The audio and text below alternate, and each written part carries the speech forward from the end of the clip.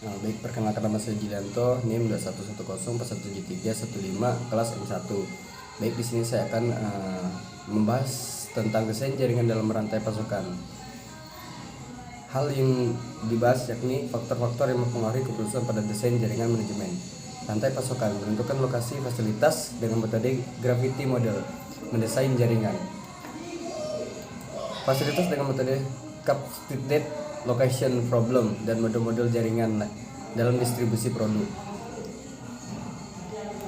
Satu, bab ini membicarakan tentang apa? Desain jaringan dalam rantai pasokan, di mana desain jaringan dalam rantai pasokan terdapat faktor-faktor yang mempengaruhi keputusan dalam mendesain jaringan supply chain management, tentang penentuan lokasi fasilitas dalam metode gravity model, jaringan fasilitas dengan metode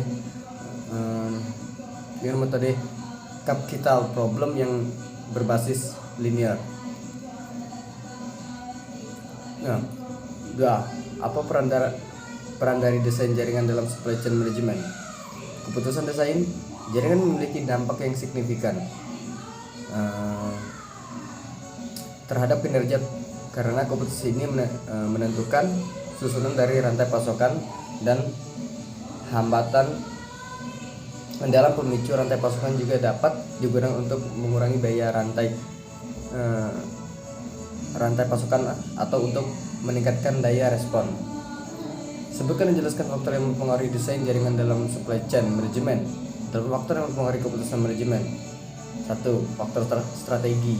Strategi yang memiliki dampak signifikan pada keputusan jaringan desain dalam rantai pasokan.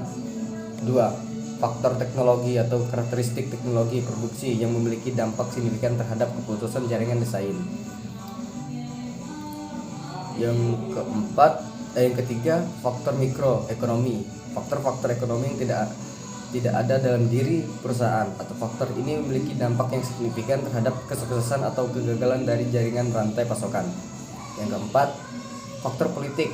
Stabilitas politik di suatu negara merupakan hal yang signifikan terhadap peranan dalam pemilihan lokasi. Terus yang kelima, faktor infrastruktur yang baik merupakan persyaratan yang penting dalam mengolokasikan fasilitas pada area tertentu, karena infrastruktur yang jelek akan semakin menambah biaya bisnis.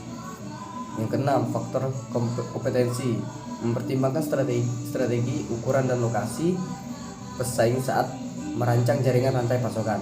Terus yang ketujuh, faktor kecepatan merespon dan keberadaan lokal memiliki target pelanggan yang merespon dalam waktu yang dapat merespon dalam waktu fang cepat harus.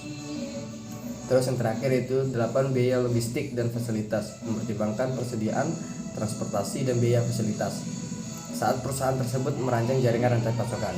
Mungkin sekian yang dapat saya sampaikan. Saya ucapkan terima kasih.